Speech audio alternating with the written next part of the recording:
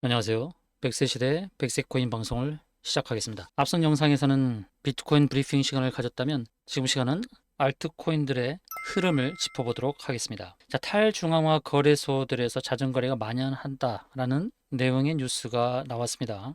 이더리움 기반 탈중앙화 거래소들에서 토큰 가격을 조작하는 워시 트레이딩이 만연하고 있다는 조사 결과가 나왔는데요. 이 워시 트레이딩은 자전거래입니다. 자전거래라는 것은 뭐냐면 사용자들이 자기들이 보유한 계정을 갖고 매도 매수를 반복하는 걸 말합니다. 이렇게 함으로 인해서 실제보다 거래에 대한 관심이 높게끔 보이는 그런 거죠. 자전거래는 두 가지 성격을 갖고 있습니다. 이 물량을 떠넘기기 위해서 관심을 유발하기 하는 것. 관심을 유발하면서 물량을 떠넘기는 것, 첫 번째 전략이 있고, 두 번째로는 준비 운동이죠. 상승을 시키기 위한 준비 운동. 이 두 가지 성격으로 볼 수가 있거든요. 그런데 부정적인 요인이 많이 작용하기는 합니다. 그런데 이 이더리움 기반의 탈중앙 거래소에서의 그런 자전거래가 어떤 의미를 갖고 향후 어떠한 영향을 끼칠지 그것을 좀 살펴보는 것이 필요한데요. 기술적 요인들을 보면서 대응하는 것이 중요하겠다라는 말씀을 드리겠습니다. 때로는 이런 자전거래가 거래 규모를 조작하는 것으로 보여지기도 합니다. 그런데 이 워시 트레이딩 하는 것이 비용 측면에서는 저렴하지 않거든요. 근데 실질적으로 이렇게 트레이딩을 함으로 해서 돈을 벌기도 한다고 합니다. 솔리더스에 따르면 양방향 유동성을 인출해서 200만 달러 가량을 벌기도 하는 그런 흔적도 있었다고 합니다. 그러니까 이 자전거리를 통해서 이익을 꾀하는, 단기적으로 이익을 꾀하기 위한 전략이 있을 수도 있다는 것은 참고하십시오. 반드시 그렇다는 건 아닙니다. 자전거래가 향후에 상승으로 전환되는 그런 경우도 있었다는 것을 참고하시면 좋을 것 같습니다. 자, 이더리움이 1600달러 돌파 후에 상승 조짐이 관측되고 있다라고 얘기를 하고 있는데 그 내용을 잠깐 보도록 할게요. 블록체인 전문 미디어 뉴스 BTC의 암호화폐 전문 기고가 아유시 진달이 1,550달러부터 높은 수준에서 지지 영역을 탄탄하게 유지한 뒤에 1,620달러 저항선까지 돌파했다라고 언급을 했습니다. 그리고 1,530달러에서 1,638달러 고점으로 향한 피보나치 23.6% 되돌림 선보다 높다. 자, 피보나치 되돌림선 이 부분은 검색을 통해서 아시게 될 겁니다. 피보나치는 일정한 수요를 얘기하고 고점과 저점을 연결했을 때 조정 시 되돌림 반등이 나오는 구간을 비율적으로 체크하는 겁니다. 고점에서부터 23.6%, 그 다음에 38.2%, 50%, 그 다음에 62.8% 이렇게, 그러니까 382, 628 이렇게 피보나치 되돌림 반등이 나올 수 있는 것을 체크하는 비율적인 측면에서 체크하는 건데 23.6% 되돌림 선보다 높다라고 하면서 이제 지지와 저항에 대해서 얘기를 하고 있는데요. 이 부분은 제가 기술적으로 좀 더 살펴서 안내를 드리도록 하겠습니다. 자, 리플은 FTX 악재에도 0.5달러 바짝 0.5달러를 지금 넘어선 상황인데요. 0.4에서 0.5달러 계속 움직이고 있는 상황인데 지금 리플은 FTX발 그러한 부정적인 상황이 매도 물량이 나올 수 있는 그런 상황에서도 꾸준한 가격대를 유지하고 있는데 이전 영상에서 제가 리플의 단기적인 목표, 단기적인 매도 목표가를 안내를 드렸습니다. 근데 리플의 자체 암호화폐 가격이 이제 0.5달러를 넘어선 상태고요. 현재 상황에서는. 그리고 리플은 결제에 관련하여서 좋은 긍정적인 뉴스 하나 나왔는데 그건 뭐냐면 리플랩스가 브라질 및 호주 내 암호화폐 거래를 지원하기 위해 유동성 허브 플랫폼을 출시한다는 내용입니다. 앞서서 이 결제와 유동성 관련해서 미국에서 캘리포니아, 조지아 등 35개 주에서 이미 출시를 했다는 얘기고 이것이 이제 브라질과 호주까지 확장되는 것입니다. 그만큼 리플의 결제 수단이 계속 확장되는 이런 분위기라는 것 굉장히 긍정적인 거라는 것을 참고하시고요. 다음 알트코인인 앱토스에 대해서 한번 살펴보도록 하겠는데요. 앱토스의 언락에 대해서 우리가 조심해야 될 상황을 인지를 해야 될 것 같습니다. 11월 대규모 APT 토큰 언락을 계획하고 있는데요. 2천만 정도의 물량인데 1억 300만 달러에 달하는 대규모 물량이 11월 달에 언락이 된다고 하는 거예요. 전체 유통 공급량의 8.5%가 넘는 규모니까 굉장히 많은 물량이죠. 2개월 앞으로 다가온 이 물량의 출회에 대해서 조심해야 될 것 같은데요. 기술적으로 흐름을 체크해 드릴 테니까 잘 보시고 따라오시면 좋을 것 같습니다. 자, 먼저 리플인데요. 리플은 이렇게 박스권을 정해놓고 말씀을 드렸습니다. 박스 하단이 매수 영역, 박스 상단이 매도 영역입니다.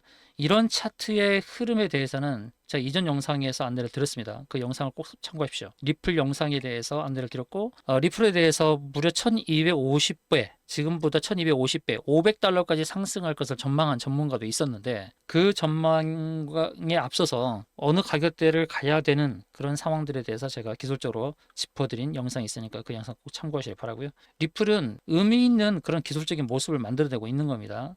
주봉에서 봤을 때 주봉에서 바라보는 그 흔적들을 우리가 살펴보면서 앞으로 리플의 움직임을 어느 정도 예견할 수 있다라고 언급을 드렸습니다. 이런 차트의 모양은 아무나 만들 수가 없죠. 강력한 주체, 매수 주체가 이런 차트의 모양을 만들고 있는 겁니다. 급격한 상승과 눌림목, 완전히 하산을 시켜버린 것, 높은 산을 만들고 하산하고 그다음에 다시 산을 만들고 하산하고. 그러니까 리플의 차트는 파도의 개념으로 본다면 큰 파도, 중간 파도, 작은 파도 이렇게 만드는 거죠. 큰 파도, 중간 파도, 작은 파도 이렇게 잔잔한 움직임을 보이다가 어떻게 될까요? 이렇게 큰 상승이 나타날 수 있는 그런 준비 운동을 하는 과정으로 보여집니다. 지금은 전체 흐름을 봤을 때에 큰 움직임이 적은 그런 상황이죠. 변동이 적은 거예요. 그러나 변동이 적어지는 것은 이제 또 변동이 큰 상황을 준비한다는 겁니다. 기술적으로 봤을 때 급등을 준비하는 차트로 보인다는 거예요. 리플은 철저하게 바닥권에서부터 매수의 관점으로 대응하는 것이 좋겠다는 말씀을 드리는 겁니다. 다음은 이더리움을 보도록 하겠는데요. 자, 이더리움 차트를 보겠습니다. 이더리움 1일 차트를, 일봉 차트를 먼저 보도록 하겠는데요. 자, 일봉 차트에서 우리가 무엇을 알 수 있냐면 이동평균선을 잘 보시기 바랍니다. 이동평균선.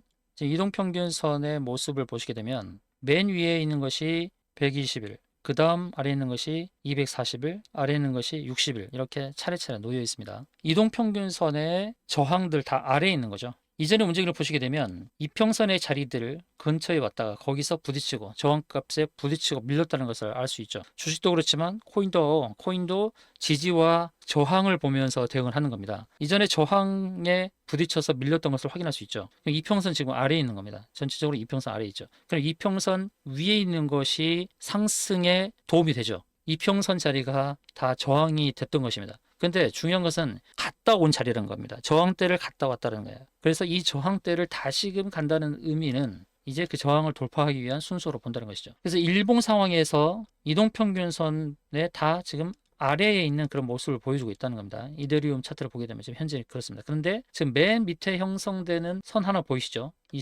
이 선은 어떤 선이냐면 360일 선입니다. 360일. 주식시장과 다르게 주식시장은 토요일, 일요일이 열리지 않죠. 근데 코인은 계속 열립니다. 그래서 360일이 진정한 1년의 평균이라고 할 수 있습니다. 그래서 이더리움은 현재 360일이라는 이동평균선, 1년 평균선 위에 자리 잡고 있다는 것. 이것을 기억할 필요성이 있고요. 위에 있는 241선, 회색으로 보이는 241선이 우상향하고 있고 361선도 우상향하고 있습니다. 그래서 장기 이평선은 우상향하고 있고 이더리움은 1년 평균선인 361선에 내서 지지받고 있다는 거예요. 이것을 주봉에서 확인하려면 1년은 52주죠. 52주나 60주나 거의 비슷하죠. 그래서 주봉을 보도록 하겠습니다. 주봉을 보게 되면 이 초록색 선이 60주선입니다. 60주선인데요. 지금 60주선에 딱 걸쳐 있는 것을 확인할 수 있는 겁니다. 그리고 60주선이 우상향하고 있어요.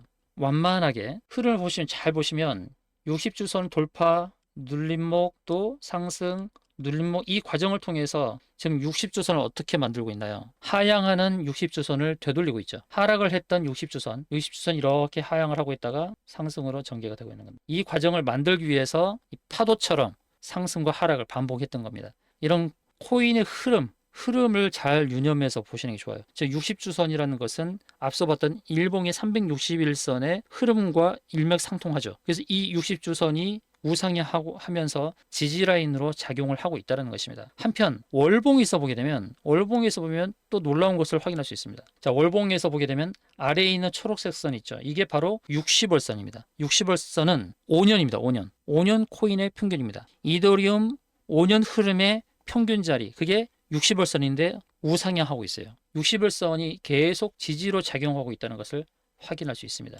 그래서 5년 코인의 평균, 이 이더리움의 평균 자리가 지지가 되고 있다는 것 굉장히 긍정적이죠. 5년 동안에 평균적으로 매수하는 매수자들의 평균 자리라는 겁니다. 큰 이익도 보지 않았고 큰 손해도 보지 않았던 5년 동안의 매수 주체들 그러면 여기서 인내의 시간이 필요하겠죠. 인내 이후에 어떤 흐름을 보여줄까요? 5년 평균 자리는 쉽게 이탈할 수 없는 자리가 아니라는 것. 이 지지 자리, 이 부분에서는 계속 매수로 접근하는 것이 좋겠다는 안내 말씀을 드리는 겁니다. 다음 앱토스를 보겠는데요. 앱토스가 지금 하향을 하고 있는 상황에서, 하락을 하고 있는 상황에서 좀 부담을 주고 있는 상황이죠. 자, 일봉을 보겠습니다. 일봉 차트를 보게 되면요. 급등 이후에 지속적으로 하락을 했죠. 급등을 한 이후에 지속적으로 하락을 했습니다. 자, 하락을 한 다음, 하락을 한 위치를 잘 보시기 바랍니다. 일봉에서는 모든 이평선의 아래에 있습니다. 아래에 있습니다. 이제 어디서 이제 하락을 멈출지를 잘 봐야 되죠. 이게 주봉이거든요. 주봉 차트를 보시게 되면 완전히 하산을 한 건 아닙니다. 급등했던